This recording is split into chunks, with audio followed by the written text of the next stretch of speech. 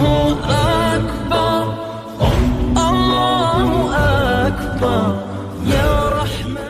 Ahlus Sunnah wal Jamaah meyakini bahawa Allah Ta'ala adalah satu-satunya zat yang menciptakan itu padam ganti dengan pencipta. Allah Ta'ala adalah satu-satunya pencipta segala sesuatu, merajai dan mengatur alam semesta. Merajai yakni daripada perkataan raja, ya, merajai dan mengatur alam semesta. Allah Ta'ala berfirman, inna rabbakumullah alladhi khalaqas samawati wal arda fi 6 ayyam thumma istawa 'ala al-'arsh yughshi al-layla an-nahar yatlubuhu hathitha wash-shamsa wal-qamar wan-nujuma musakhkharatin bi amrihi ala lahul khalqu wal amru tabarakallahu rabbul alamin.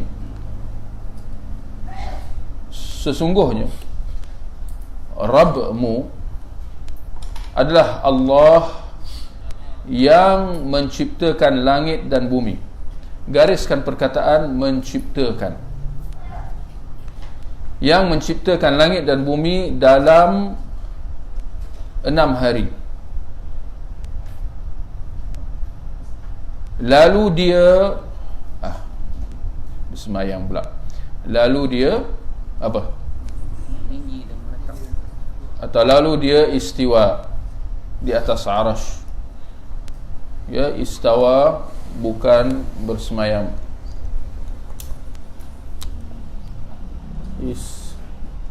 Istawa bukan bersemayam.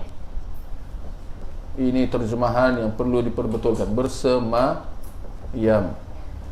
Bersemayam maknanya duduk. Ini dari segi terjemahan lah paling tidak. Sebaliknya istawa maknanya meninggi. Meninggi. Tetap. Al-ulu wal-istiqrar. Al-ulu al-istiqrar. Ini betul, ini salah, ya. Ini kita perlu hebah-hebahkan kepada luar sana, sebab kesilapan ni memang tersebar. Semua kata macam tu, antara yang setuju dengan yang tidak lah. Jadi kesudahannya mereka berselisih pada terjemahan yang salah, ya. Lalu dia istiwa atau beristiwa di atas arash. Dia menutupkan malam kepada siang yang mengikutinya dengan cepat. Dia ciptakan matahari, bulan dan bintang-bintang tunduk kepada perintahnya. Ingatlah segala penciptaan dan urusan menjadi haknya Maha Suci Allah, Rabb seluruh alam. Gariskan segala penciptaan dan urusan. Urusan tu boleh letak dalam kurungan perintah,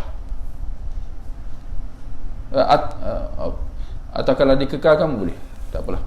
Segala penciptaan dan urusan menjadi haknya. Surah Al-A'raf ayat 54. Kemudian kita lihat surah 8. Allah Ta'ala juga berfirman, lillahi mulkus samawati wal ard yakhluqu ma yasha. Milik Allah kerajaan langit dan bumi. Dia menciptakan apa yang dia kehendaki. Gariskan perkataan milik. Awal tu milik Allah, gariskan milik, dan menciptakan. Allah Ta'ala juga berfirman, lahu mulkus samawati wal ard yuhyi wa yumit wa huwa ala kulli syai'in qadir. Miliknya lah kerajaan langit dan bumi. Dia menghidupkan dan mematikan. Dia maha kuasa atas segala sesuatu. Gariskan, milik, menghidupkan, mematikan. Baik, kita lihat dalam perkara yang pertama ini, penulis nak menjelaskan berkenaan tentang keyakinan Ahlus Sunnah wal Jamaah terhadap Allah Subhanahu Wa Taala, terhadap Allah sebagai apa? Sebagai Rabb. Keyakinan kita terhadap Allah sebagai Rabb.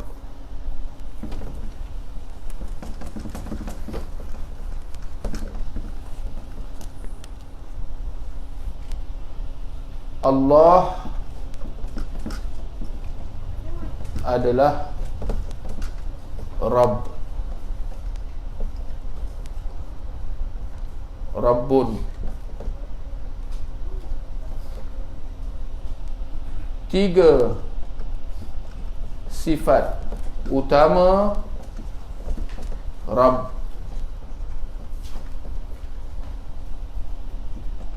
pencipta,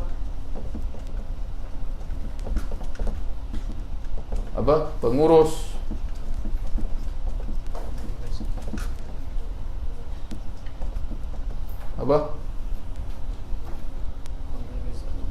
pencipta, pengurus, pemilik.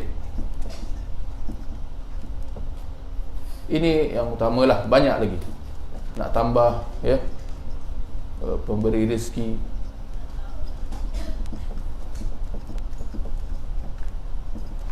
ini tambahan, ya. 5, menghidupkan,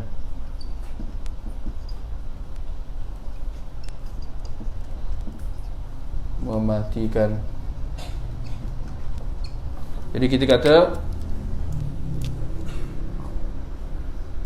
3 sifat utama.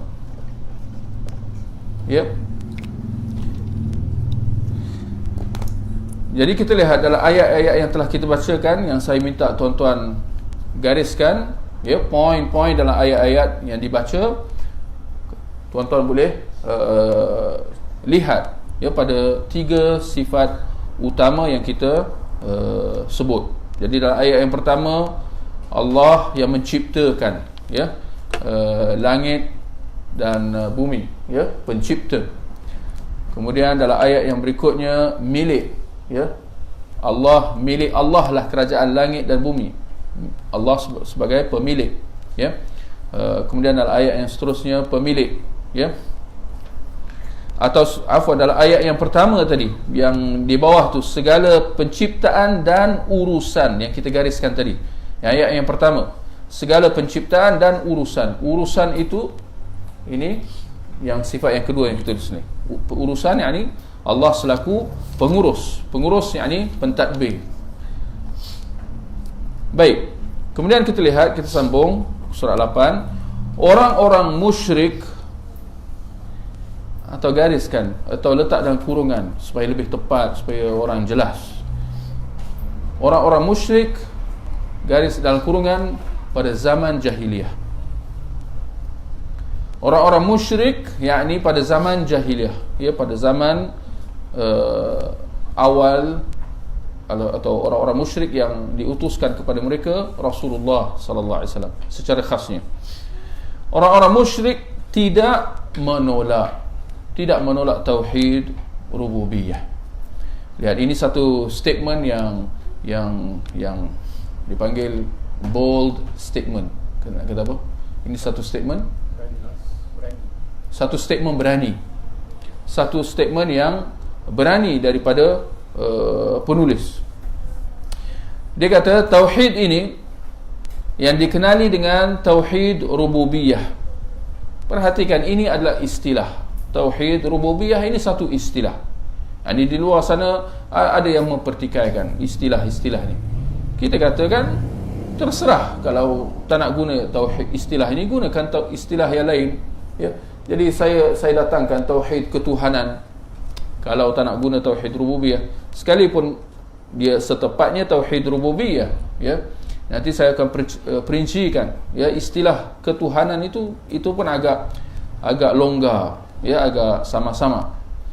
Tauhid rububiyah, kerana dia kembali kataan Rabb. Tauhid rububiyah, ya, kembali kepada perkataan Rabb. Dan Rabb ini ada signifikan dia, yang saya lihat tidak ada perkataan yang sesuai, tepat dalam bahasa Melayu. Paling dekat perkataan Tuhan. Tauhid ini yang dikenal dengan Tauhid rububiyah sudah menetap atau terpahat dalam jiwa-jiwa manusia. Yang ini penulis nak mengatakan bahawa Tauhid rububiyah ini adalah fitrah. Tidak seorang manusia pun yang menolaknya. Fitrah manusia memperakui adanya Tuhan semesta alam. Tuan-tuan perhatikan orang-orang kafir rata-rata dari zaman dulu, bahkan sehingga ke hari ini, pada saat ini, orang-orang kafir di barat, masyarakat barat, sejahil mana pun kalau tuan-tuan dengar, ya, perkataan God, Tuhan, itu sebati di lidah mereka, ya. Tidak seorang manusia pun menolaknya. Tidak ada manusia yang menolak kewujudan Tuhan. Hanya dalam kalangan orang-orang yang sombong angkuh, daripada kalangan golongan atheist lah, yang percaya kepada teori-teori Darwin lah dan sebagainya. Sedangkan kalau ditanya, dicungkil, diminta kepada mereka penjelasan, seperti mana yang banyak dalam video-video yang disebarkan dalam media sosial, kesudahannya golongan atheist ini, rata-rata mereka adalah pentaklid buta. Pentaklid buta sebenarnya, ketika mana mereka membawakan diri mereka, meletakkan diri mereka seolah-olah mereka adalah orang yang dipanggil critical thinker, orang yang berfikiran kritis. Kononnya mereka ni mendahulukan dalil, kononnya mereka ni berpegang pada hujjah.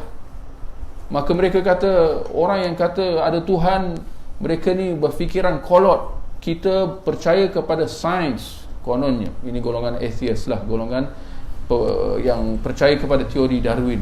Sedangkan kalau diminta kepada mereka penjelasan tentang apa kepercayaan atau apa maksud engkau dengan teori Darwin, kalau diperincikan, kononnya manusia berubah dan sebagainya, daripada monyet berubah sikit-sikit kesudahannya jadi manusia. Mana engkau tahu perubahan ini? Adakah kau dah nampak? Kau dah nampak? Ada bukti manusia, ada fosil, ada rangka-rangka tulang-tulang manusia berubah sedikit demi sedikit daripada orang utan jadi manusia. Jawapannya tak ada. Hatta dalam kalangan orang yang membawakan teori ini, mereka tak mendakwa ada fosil. Tak ada siapa yang mendakwa ada fosil. Jadi kesudahan dia, macam mana kau boleh kata bahawa manusia ni berubah daripada monyet kepada manusia, sedangkan bukti-bukti itu tidak ada. Yang ada hanya teori, nama pun teori, ya. Jadi kesudahan ni mereka tergamam, tersentak, tidak dapat nak memberikan apa-apa jawapan, membuktikan bahawa mereka ni sebenarnya pentaklid juga. Mereka taklid kepada apa yang disampaikan kepada mereka dalam buku-buku atau guru-guru, dan mereka hanya mengulang apa yang disampaikan kepada mereka. Tidak seorang manusia pun menolak kewujudan Tuhan semesta alam, baik dia Muslim ataupun kafir. Sebagaimana Allah Ta'ala berfirman tentang keyakinan orang-orang kafir, wala in sa'altahum man khalaqas samawati wal ard wa sakhkhara asy-syamsa wal qamar la yaqulunna Allah. Dan jika engkau bertanya kepada mereka, siapa mereka di sini? Ini orang-orang jahiliah awal dahulu, orang-orang musyrikin Mekah, daripada kalangan Abu Jahal, Abu Lahab.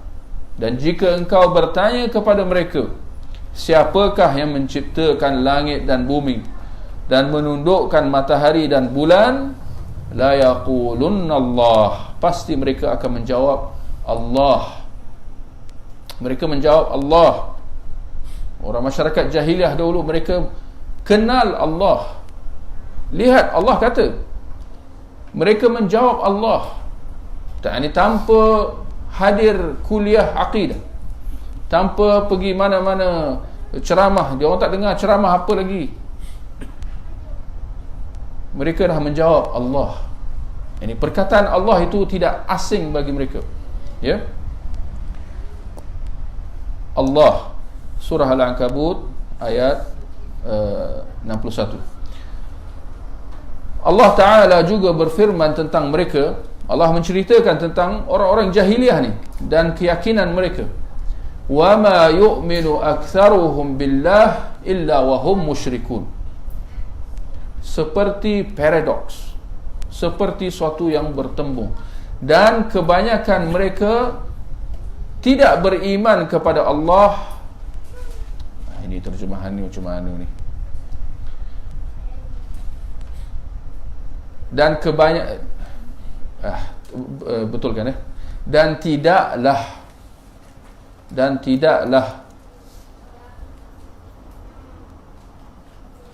tidaklah kebanyakan mereka beriman kepada Allah. Dan tidaklah kebanyakan mereka beriman kepada Allah, melainkan, bukan bahkan, melainkan mereka mempersekutukannya. Lihat ayat ini. Ayat ini sekali baca macam bercanggahan, bertentangan.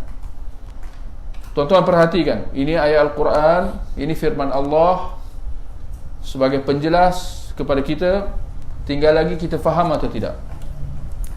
Percaya atau tidak, di luar sana ramai yang tak jelas tentang perkara ini. Allah kata, lihat, saya baca terjemahan dia. Dan tidaklah kebanyakan mereka beriman kepada Allah. Sekali lagi, mereka di sini siapa? Sama, musyrikin Mekah, Arab jahiliah dahulu. Baik, dan tidaklah kebanyakan mereka beriman kepada Allah. Soalan, kita berhenti di situ. Mereka beriman atau tidak di sini? Allah kata, dan tidaklah kebanyakan mereka beriman kepada Allah. Allah. Mereka beriman kepada Allah atau tidak di sini? Maksud dia apa di sini? Beriman kepada Allah atau tidak?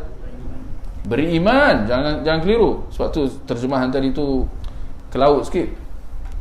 Dan tidaklah kebanyakan mereka beriman kepada Allah, yakni mereka beriman kepada Allah, melainkan mereka mempersekutukannya. Ini dia. Tetapi dalam masa yang sama mereka mempersekutukan Allah. Mereka beriman tetapi terjebak dalam syirik. Mereka beriman tetapi mensyirikkan Allah, mempersekutukan Allah, ya. Jadi sekali lagi dalam ayat ini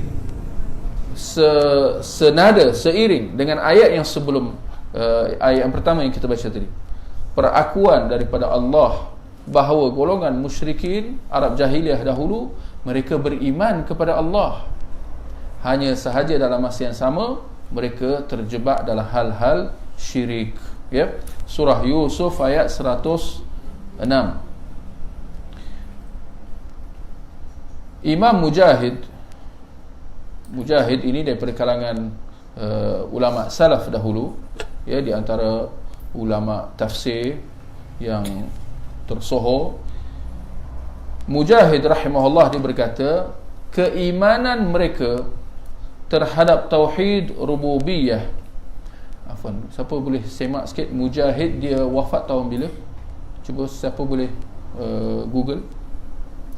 Mujahid dia berkata, keimanan mereka terhadap tauhid rububiyah, keimanan orang-orang jahiliyah dahulu terhadap tauhid rububiyah adalah dengan ucapan mereka yang mengatakan Allah adalah pencipta kami.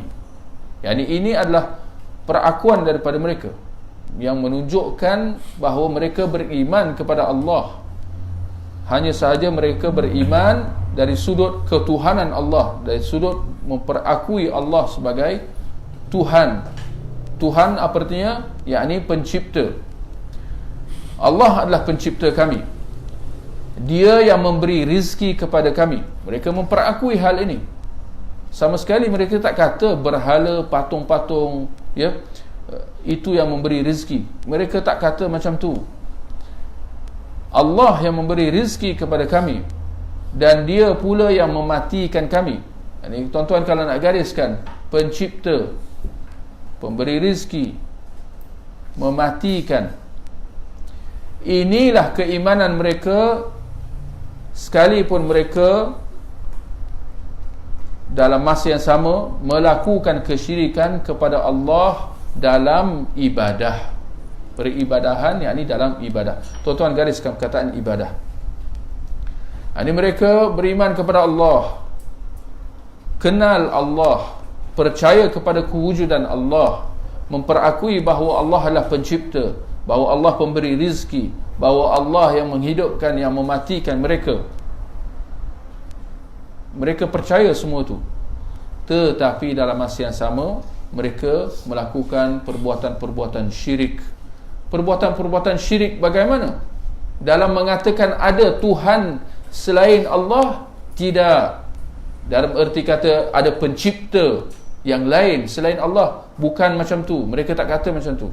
Mereka tak syirik Allah dengan perkataan macam tu, dengan keyakinan macam tu. Mereka tak kata ada pemberi rizki di samping Allah, ada yang menghidupkan, yang mematikan di samping Allah. Di samping Allah maknanya Allah dan yang lain. Mereka tak kata macam tu. Mereka tak buat syirik macam tu.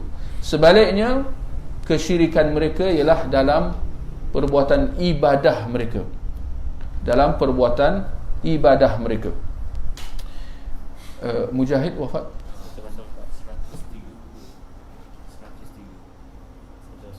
103-104. Barakallahu fiik. Lihat, ini Imam Mujahid, dia wafat 103 atau 104 Hijrah.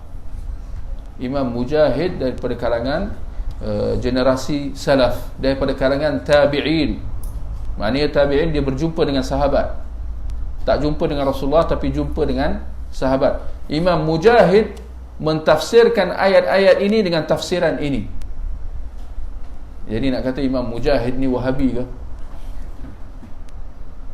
Sebab mereka mengatakan bahawa yang mendakwa bahawa orang-orang musyrikin Arab jahiliah dahulu percaya kepada Allah itu Wahabi. Ini keliru. Bukan Wahabi kata macam tu. Bahkan Allah kata macam tu. Tinggal lagi mereka mentakwilkan firman Allah semua ni. Maka kita kata, di samping itu ulama salaf daripada kalangan tabi'in mengakui macam tu, memperkatakan macam tu. Baik. Keyakinan orang-orang musyrik bahawa Tuhan-Tuhan di sini yakni sembahan-sembahan. Sebab tu saya tak suka perkataan Tuhan ini, dia sama-sama. Perkataan Tuhan kurang jelas. Sebab tu perlu diperincikan. Ya, saya kira kita dah sebut sebelum ni, tapi tak apa, tak salah untuk kita ulang.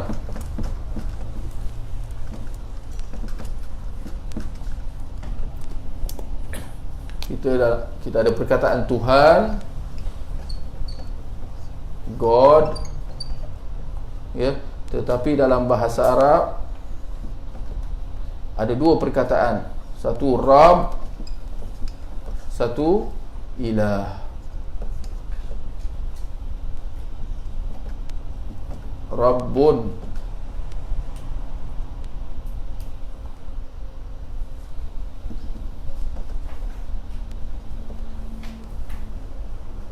Ilahun.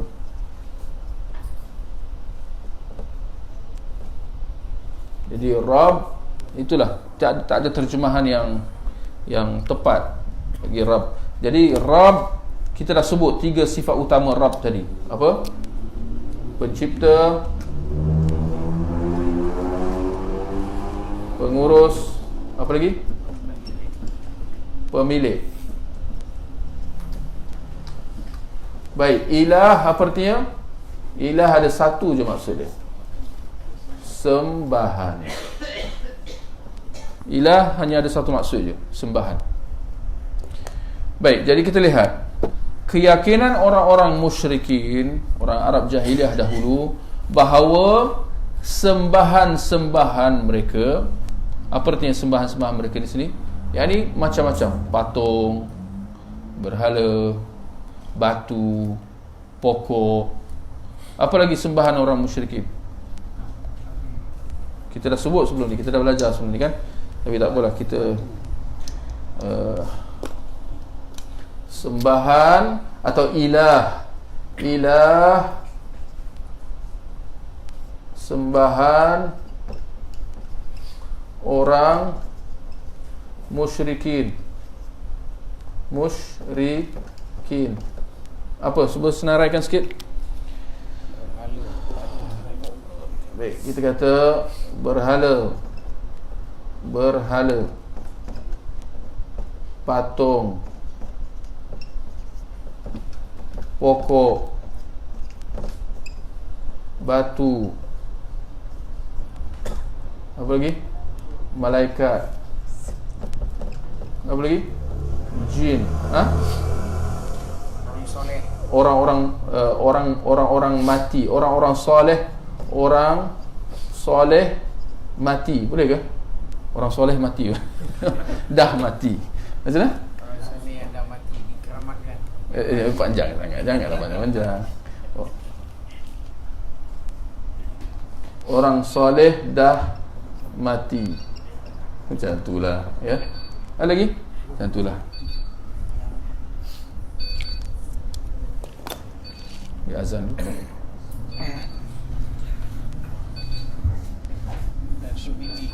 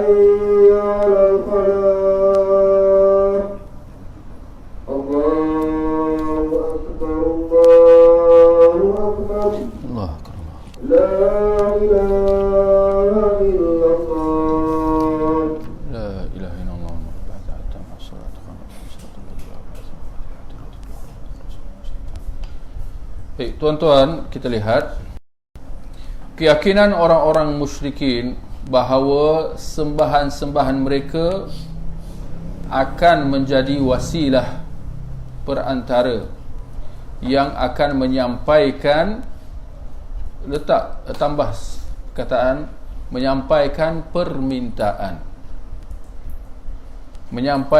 permintaan mereka kepada Allah. Mereka, jadi saya ingat boleh letak titik lah kat situ, bukan koma ya.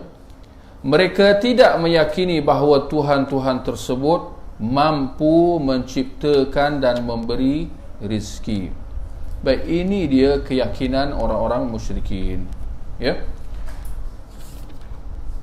Sebelum ni dah disebut, nombor satu sebelum ni, di awal tadi dah disebut bahawa orang-orang musyrikin mereka beriman kepada Allah, beriman bahawa Allah adalah pencipta, pengurus, pemilik alam semesta ini ya. Mereka tidak menolak perkara ini, bahkan beriman dengannya ya, dengan sebenar-benarnya. Jadi tinggal lagi, kenapa mereka terjebak dalam syirik? Ketika mana mereka beriman kepada Allah, percaya bahawa Allah Tuhan semesta alam, tapi dalam masa yang sama kenapa mereka buat syirik? Ini dia, dalam satu perenggan, ini dia. Ini dia punya kunci dia. Jadi kita ulang balik, keyakinan orang-orang musyrikin bahawa sembahan-sembahan mereka akan menjadi wasilah, akan atau adalah, samalah, adalah wasilah, perantara. Yakni nak kata bahawa ini semua sembahan mereka ni, sembahan orang-orang musyrikin kepada berhala, patung, pokok-pokok, batu-batu, ini semua yang dikeramatkan. Malaikat, jin, orang soleh dah mati, mereka pergi ke kubur, ya. Mereka pergi ke kubur, orang-orang soleh pergi ke kubur datuk nenek moyang. Kenapa? Kerana tanggapan mereka bahawa ini semua adalah wasilah, perantara. Jadi kalau tuan-tuan gariskan perkataan wasilah, perantara tu pun bagus. Sebagai wasilah, sebagai perantara saja. Sebagai perantara yang akan menyampaikan permintaan mereka kepada Allah. Maksudnya apa? Maksudnya mereka akan minta daripada sembahan-sembahan ni. Mereka minta, bukan menganggap bahawa dia yang akan bagi. Tak, ini hanya orang tengah. Ini semua ejen-ejen, kabel-kabel, orang dalam, panggillah apa-apa. Ini semua perantara, orang tengah, antara mereka dengan Allah. Ya, jadi mereka minta kepada berhala, minta kepada patung, minta kepada pokok-pokok yang dikeramatkan, batu-batu yang dikeramatkan, minta kepada malaikat, seru kepada malaikat, seru ke Jibril, seru Israfil suruh kepada jin, suruh kepada orang yang dah mati daripada kalangan orang-orang salih, supaya mereka panjatkan permintaan mereka kepada Allah bagi pihak mereka. Itu keyakinan mereka, itu fahaman kepercayaan mereka. Jadi mereka tidak meyakini bahawa Tuhan-Tuhan ini mencipta, memberi rizki ini. Mereka tak percaya bahawa berhala-berhala itu adalah pencipta seluruh alam ini, alam semesta ini. Mereka tak percaya bahawa berhala-berhala itu adalah pengurus yang menjalankan matahari, bulan, bintang semua. Mereka tak percaya bahawa alam semesta ini semua adalah milik berhala yang mereka buat dengan tangan mereka sendiri. Tak logik langsung. Dialah pemilik berhala tu, macam nak pula berhala tu memiliki Tuhan alam semesta ni semua? Betul? Yani bukan macam tu logik diorang, ya. Baik. Orang-orang musyrikin tidak meyakini bahawa sembahan-sembahan mereka bersekutu dengan Allah. Ambil bahagian tu tak payahlah. Ada perkataan lain, bersekutu atau berkongsi sama, boleh ke? Baik, ini kenyataan ni penting. Saya ulang. Orang-orang musyrikin tidak meyakini bahawa sembahan-sembahan mereka bersekutu, yakni berkongsi sama dengan Allah dalam hal menciptakan, pencipta. Bahkan mereka amat meyakini bahawa penciptaan itu mutlak hanya milik Allah. Kalau tuan-tuan gariskan, penciptaan itu mutlak hanya milik Allah. Bagus. Jadi itu keyakinan mereka.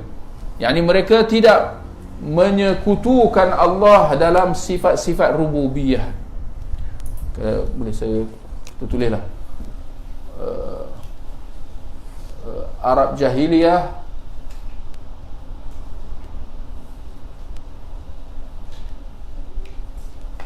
tidak menyekutukan Allah dalam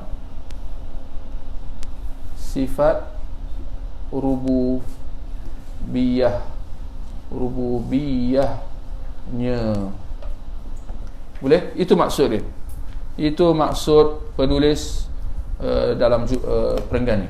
Arab jahiliyah, orang-orang musyrikin Arab jahiliyah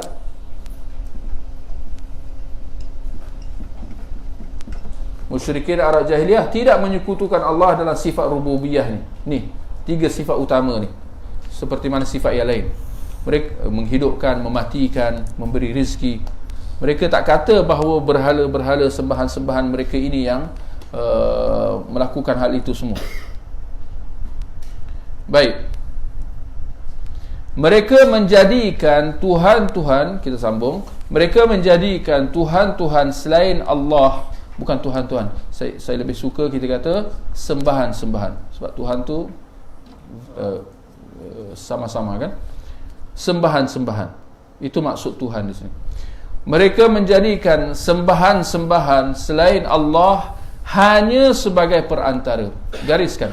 Hanya sebagai perantara. Nothing more, nothing less. Apa? Tak lebih, tak kurang. Ya? Maksudnya hanya sebagai perantara saja. Ini simple. Syirik diorang simple. Boleh kata. Simple tapi malapetaka. Nampak mudah tetapi membinasakan. Mereka menjadikan sembahan-sembahan selain Allah hanya sebagai perantara yang akan menyampaikan dan mendekatkan diri mereka kepada Allah.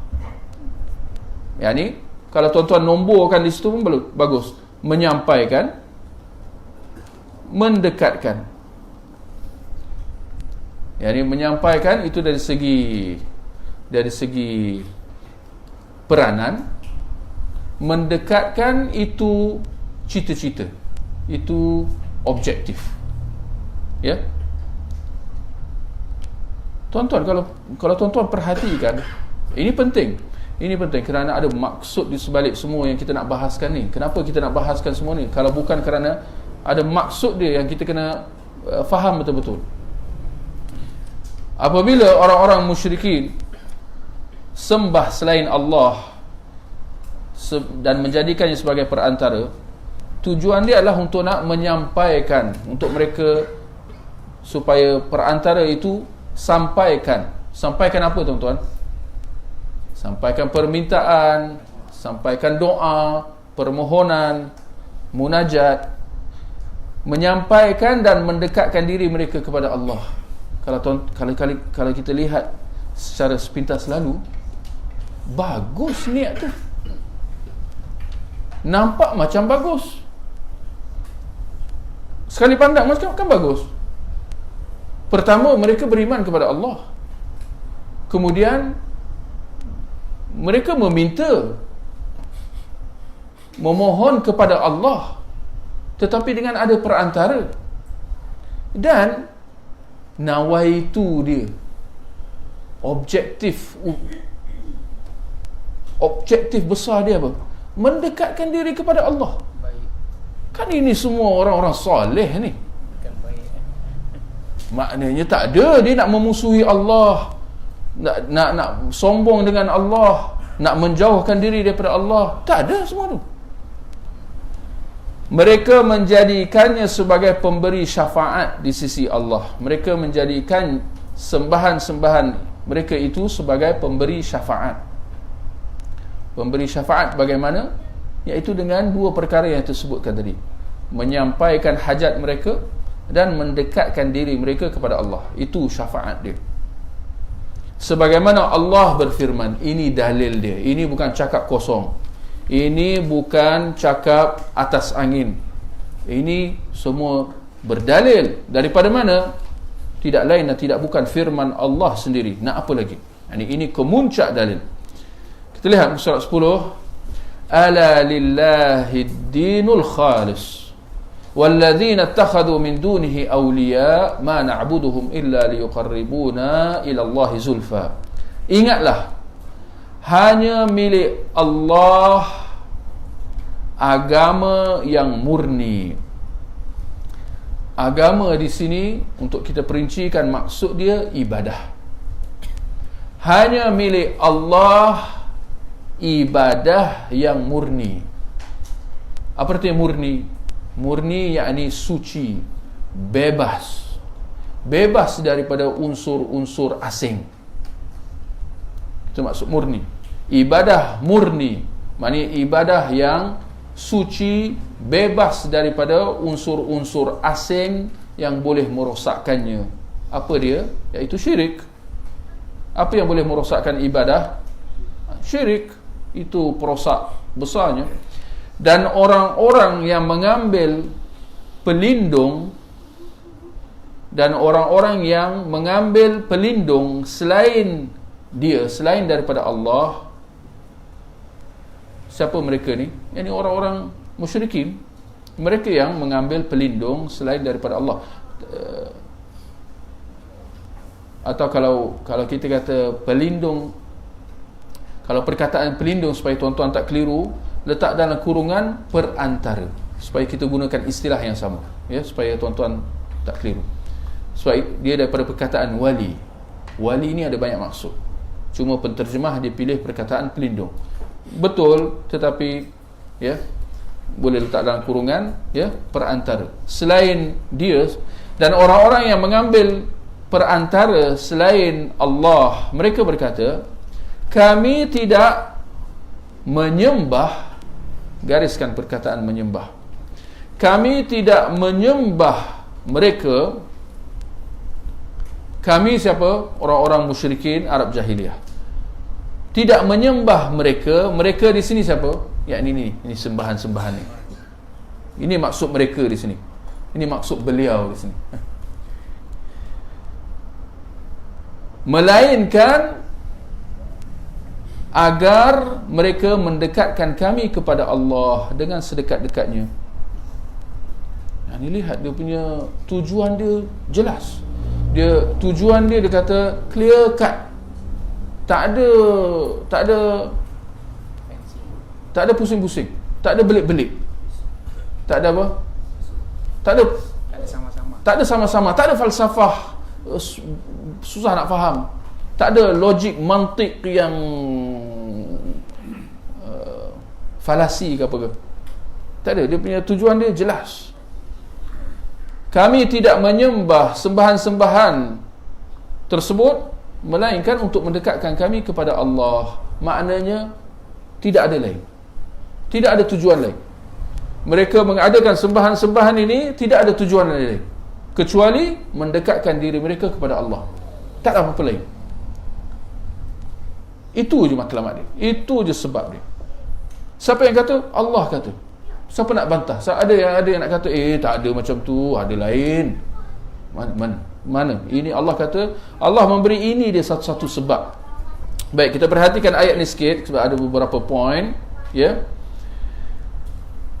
Allah menjelaskan di awal tadi bahawa dalam urusan ibadah itu hanya bagi Allah. Dan mungkin nanti kita akan perincikan lagi, tetapi di antara urusan ibadah yang paling penting ialah dalam doa, dalam permintaan. Di mana kalau kita nak minta, kalau kita nak doa, kalau kita nak mohon, kalau kita nak munajat di alam ghaib, kita nak meminta sesuatu di alam ghaib, tidak boleh melainkan bagi Allah semata-mata. Itu maksud utama perkataan ini. Allah dah bagi awal-awal, hanya milik Allah. Atau kalau kata milik tu kita ganti dengan bagi pun boleh, hanya bagi Allah, supaya kita cantikkan terjemahan tu. Sebab kita ni yang bila kita tak faham bahasa Arab, terjemahan tu sangat penting. Itu saya, bila dalam terjemahan ni saya beri penekanan sedikit. Sebab saya tengok banyak dalam terjemahan teks ayat Al-Quran atau hadis, dia banyak ruang-ruang penambahbaikan. Mana taknya orang-orang di luar sana ramai yang keliru. Dan saya melihat antara sebab besar dia ialah terjemahan. Dan kalau tuan-tuan, ini bukan satu yang asing, ini bukan satu yang luar biasa. Antara isu besar yang melanda orang-orang Yahudi dan Nasrani, antara isu pokok banyak berlaku perselisihan ialah masalah terjemahan. Kerana buku kitab suci yang ada di tangan mereka semua terjemahan. Mereka tidak ada teks asal dalam bahasa Hebrew, Ibri ke apa. Tak ada. Teks asal tu tak ada. Yang ada terjemahan. dan macam-macam terjemahan pula tu. Terjemahan tu sendiri berselisih. Maka kesudahan dia mereka jadi celaru dan banyak pendapat-pendapat bercanggahan. Kita alhamdulillah Allah menurunkan ke atas kita Al-Quran dan hadis, dan kedua-duanya tersimpan dalam bentuk asalnya, iaitu dalam bahasa Arab. Tidak ada perselisihan, alhamdulillah. Tinggal lagi cabaran bagi kita kalau bila kita tak faham bahasa Arab, di mana kita terpaksa bergantung kepada terjemahan. Jadi sebab tu dalam bab terjemahan kita kena beri perhatian sedikit, ya, atau perhatian banyak. Hanya bagi Allah urusan ibadah paling utamanya memohon, meminta di alam ghaib. Dan orang-orang yang mengambil apa kita kata tadi, perantara, dan orang-orang yang menjadikan perantara selain Allah, mereka, kami tidak menyembah. Ya, tuan-tuan dah gariskan perkataan menyembah. Apa maksud di sini? Bahawa perbuatan mereka apabila mendatangi benda-benda ni, apabila mereka mendatangi berhala, patung, pokok, batu semua ni, Allah mengistilahkan perbuatan mereka mendatanginya sebagai perbuatan menyembah. Allah mengistilahkan perbuatan itu sebagai satu perbuatan menyembah. Mereka mungkin ada, mereka tak kata kami sembah ke apa, mungkin mereka ada istilah lain, pandangan lain. Mereka kata, oh kami datang je, kami minta je daripada berhala ni untuk memohon bagi pihak kita, kami tak sembah dia. Mungkin mereka kata macam tu. Allah kata tak, perbuatan kamu mendatangi benda-benda ni, meminta supaya dia menjadi perantara antara kamu dengan Allah, itu adalah perbuatan menyembah. Itu maksud, itu signifikan, satu perkataan, ma na'buduhum, ya, kami tidak menyembah. Bahkan sebenarnya mereka memperakui, orang-orang Arab jahiliah memperakui bahawa mereka menyembah. Sebab ini perkataan mereka, ma na'buduhum, tidaklah kami menyembah sembahan-sembahan ini, melainkan untuk mendekatkan kami kepada Allah. Mereka memperakui bahawa ini adalah satu bentuk sembahan. Tinggal lagi mereka tak faham bahawa ini adalah perbuatan syirik yang bertentangan dengan keimanan mereka dengan Allah Subhanahu wa taala.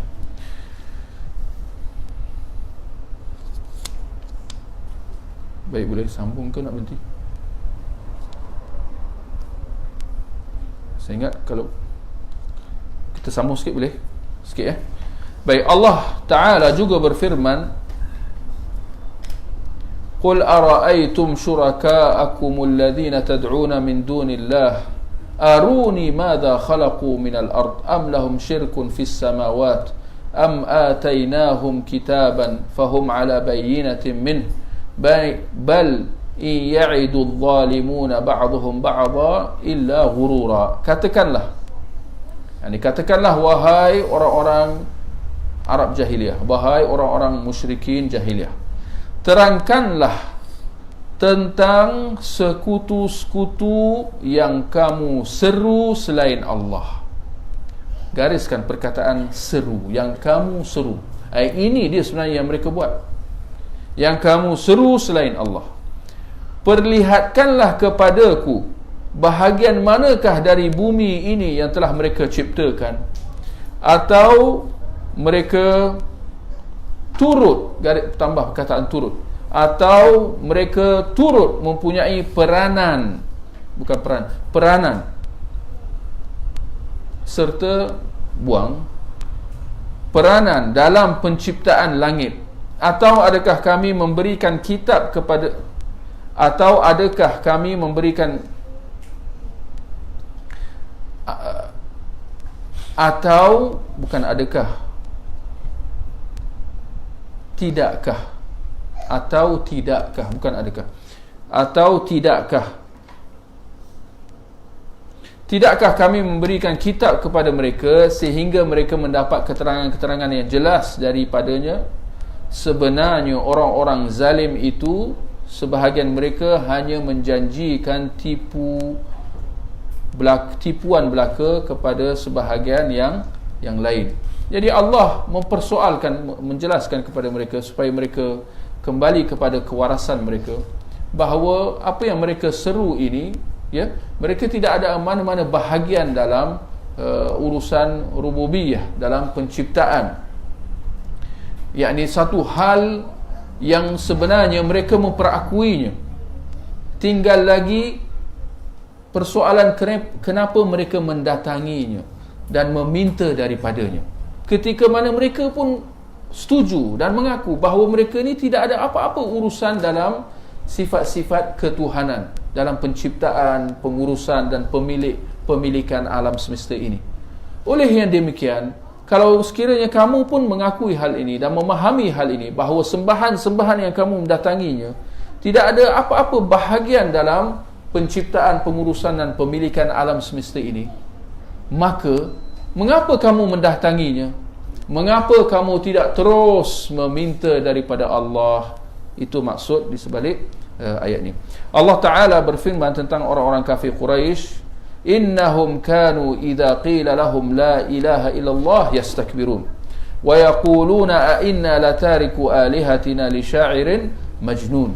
Sungguh dahulu apabila dikatakan kepada mereka, kepada siapa? Orang-orang kafir Quraisy, la ilaha illallah, yakni sebutlah la ilaha illallah. Lihat terjemahan dia. Saya ingat tuan-tuan dah boleh betulkan terjemahan tu.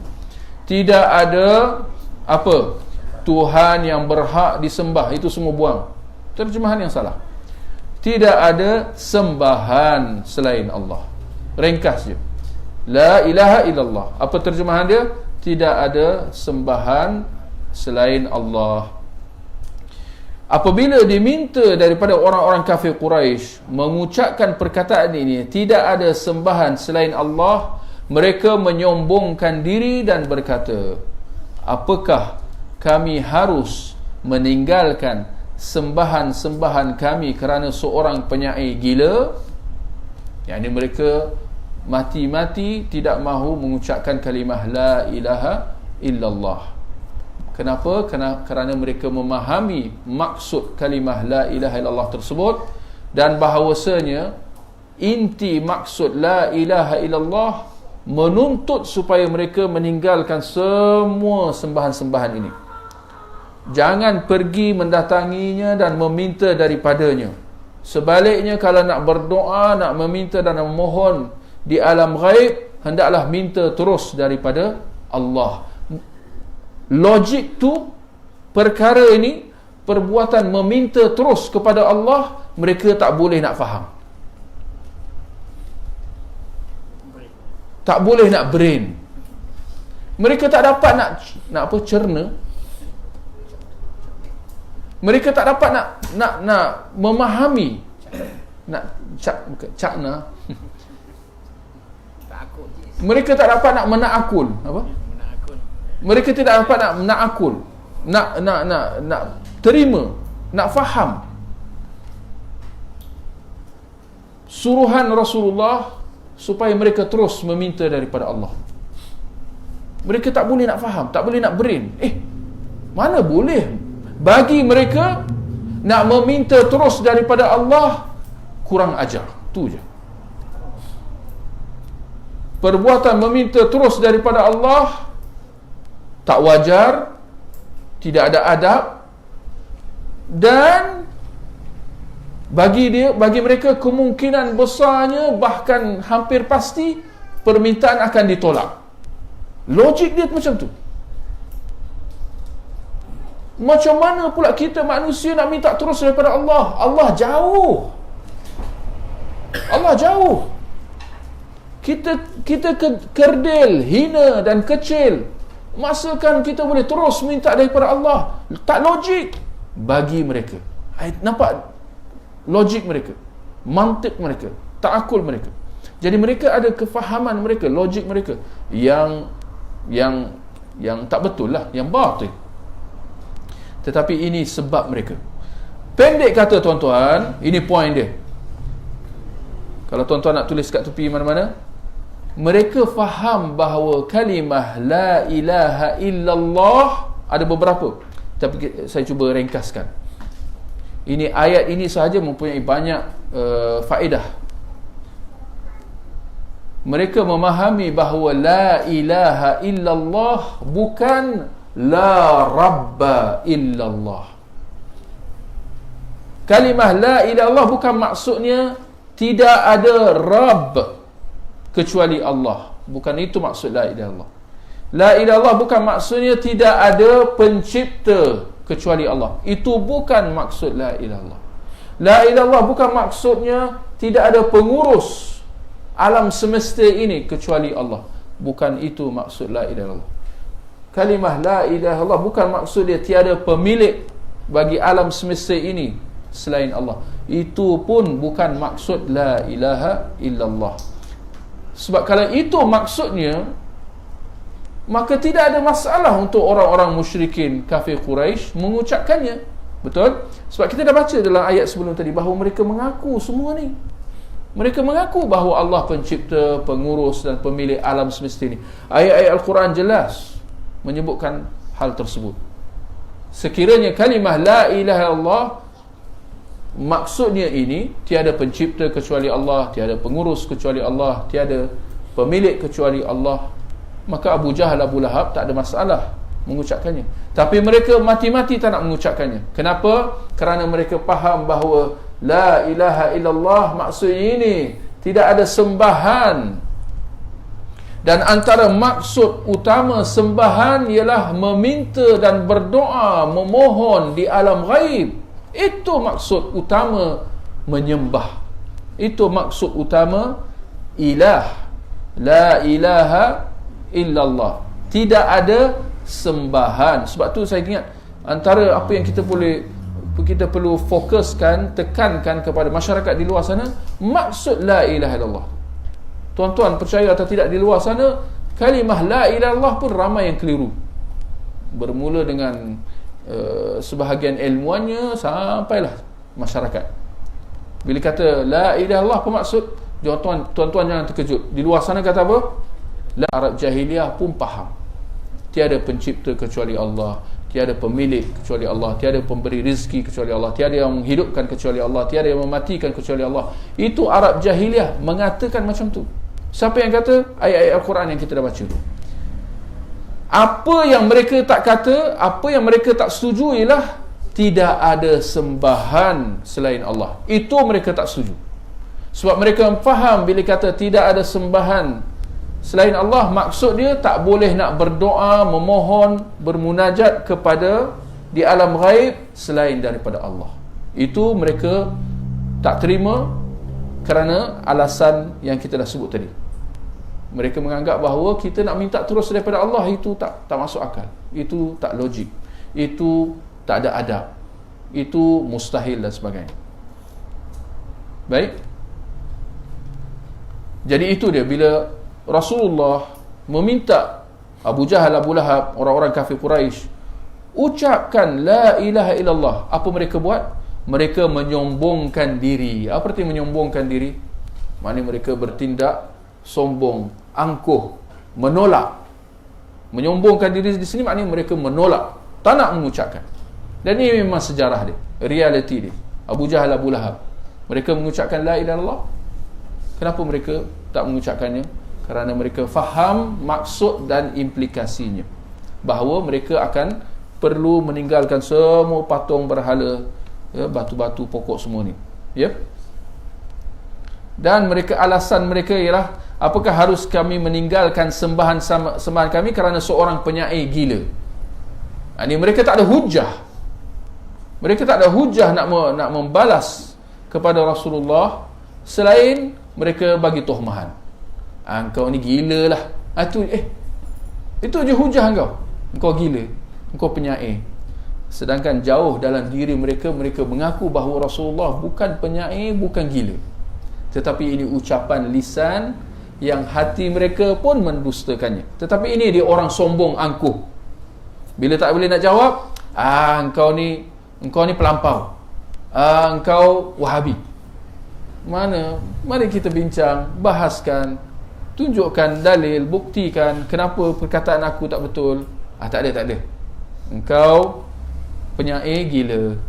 Itu zaman dulu, pada hari ni engkau, tuan-tuan sambung sendirilah. Allah Ta'ala juga berfirman, ini last ya. Allah Ta'ala juga berfirman tentang mereka. Allah menceritakan tentang keyakinan orang-orang kafir Quraisy. Aja'ala al-alihata ilahan wahida inna hadha la syai'un ujab. Adakah dia yakni Muhammad menjadikan Tuhan-Tuhan, sekali lagi maksud dia sembahan-sembahan. Adakah Muhammad nak menjadikan, kalau tuan-tuan nak tambahkan nak, ingin pun boleh, tak ada masalah, atau dalam kurungan lah. Adakah dia ingin menjadikan sembahan-sembahan itu sembahan yang satu sahaja, bukan Tuhan, sembahan, supaya jelas. Adakah Muhammad nak kita menjadikan sembahan kita satu sahaja? Maknanya jangan banyak-banyak, apa banyak sangat ni berhala. Ini berhala bukan satu. Orang-orang Quraisy Mekah ada berapa berhala? Dalam Kaabah je 360. Bagi diorang, the more the better. The more powerful. Itu logik, mantik, falasi, bengong mereka. Berhala banyak, patung banyak, pokok pun banyak. Banyak pokok yang dikeramatkan, batu, malaikat, banyak. Itu dia, ini konsep pemahaman mereka. Jadi mereka menghujah balas. Mereka kata, adakah Muhammad ni nak menjadikan sembahan-sembahan kita satu saja? Satu tu siapa? Allah sebagai sembahan, sebagai ilah. La ilaha. Sungguh ini satu benda yang pelik. Ini mereka tak dapat, ini yang mereka tidak dapat nak faham, terima, ya. Tak dapat nak menakul. Jadi boleh saya tanya di sini, surah Sad, ya, ayat tadi dalam surah Sad ayat 5. Baik, boleh saya tanya di sini, kenapa mereka menganggap itu sebagai pelik? Mengapa mereka menganggap bahawa menjadikan sembahan itu satu adalah sesuatu yang pelik? Kenapa mereka menganggap bahawa menyeru di alam ghaib, berdoa, meminta dan memohon di alam ghaib hanya boleh kepada satu sembahan sahaja? Mereka menganggap itu perkara pelik. Kenapa, tuan-tuan? Kenapa pelik bagi mereka? Sedangkan itulah dia tauhid, itulah dia maksud la ilaha illallah. Kenapa mereka menganggapnya pelik? Saya dah bagi jawapan tadi. Ini nak ulang, nak recap. Ya? Kerana mereka menganggap bahawa itu tidak wajar. Itu dianggap sebagai kurang ajar. Ya, bayangkan ini kalau tuan-tuan nak faham, kita buat perbandingan dengan sesama manusia. Kita orang kampung nak pergi nak minta kad Maharaja, boleh pergi terus, Maharaja, saya nak ni, saya nak tu. Orang akan kata apa? Tak, Maharaja dengan segala rakyat berjuta katakan dia nak dengar je kau. Kalau hari-hari dia nak dengar orang minta, tak makan minum dia, hari-hari berjuta orang nak jumpa. Itu logik dia, itu takul orang-orang. Jadi mereka menganggap bahawa itu satu yang tidak wajar, itu tidak ada akhlak. Bahkan mereka menganggap bahawa itu satu yang mustahil. Yani kalau mereka minta terus kepada Allah, permintaan itu hampir sahaja tidak akan diterima oleh Allah pada pandangan mereka. Kerana Allah itu terlalu jauh bagi mereka. Ya? Itu yang mereka perlukan perantara-perantara untuk sampaikan hajat mereka, untuk mendekatkan diri mereka kepada Allah. Kenapa mereka nak mendekatkan diri kepada Allah? Kenapa ada keyakinan macam tu? Kalau bukan kerana mereka melihat bahawa mereka jauh daripada Allah. Jadi patung berhala ni semua bertujuan untuk nak sampaikan permintaan, sampaikan doa dan mendekatkan diri mereka kepada Allah. Ya. Baik, saya ingat sampai di situ saja. Kalau ada sebarang pertanyaan.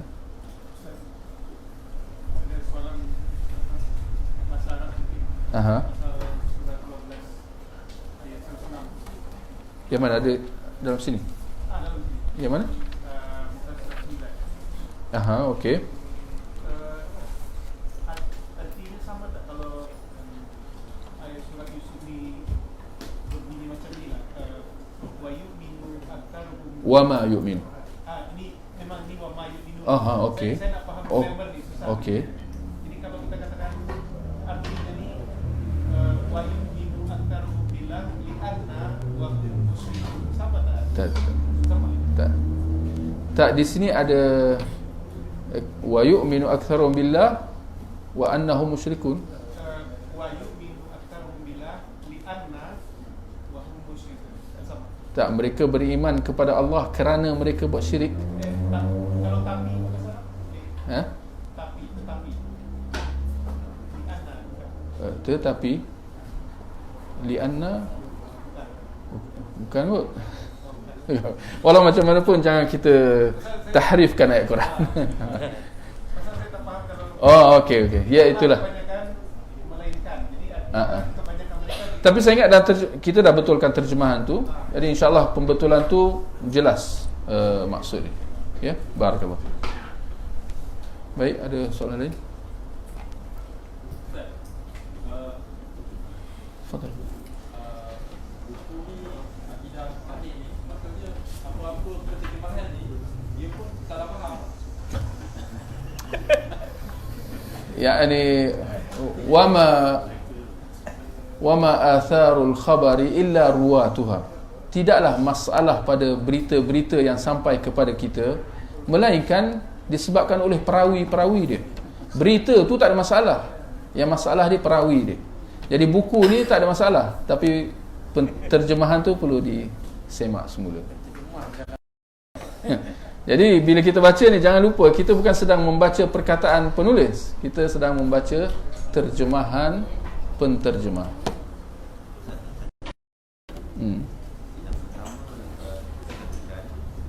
Orang-orang musyrikin dia beriman.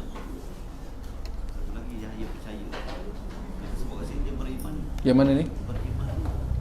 Ayat yang tadi je sama ke? Macam contoh yang kata Mujahid rahimahullah. Okey. Keimanan mereka terhadap tauhid rububiyah. Dia sebut keimanan tu bukan milik orang musyrikin, tapi milik kita orang yang patuh dengan Allah. Maknanya kita gantikan keimanan tu percaya. Keimanan, okey, barakallahu fik. Saya ingat saya faham soalan dia. Ini dia kembali, kunci dia lah kembali kepada perkataan iman. Iman ini ada dua maksud. Secara ringkasnya dari segi maksud bahasanya percaya.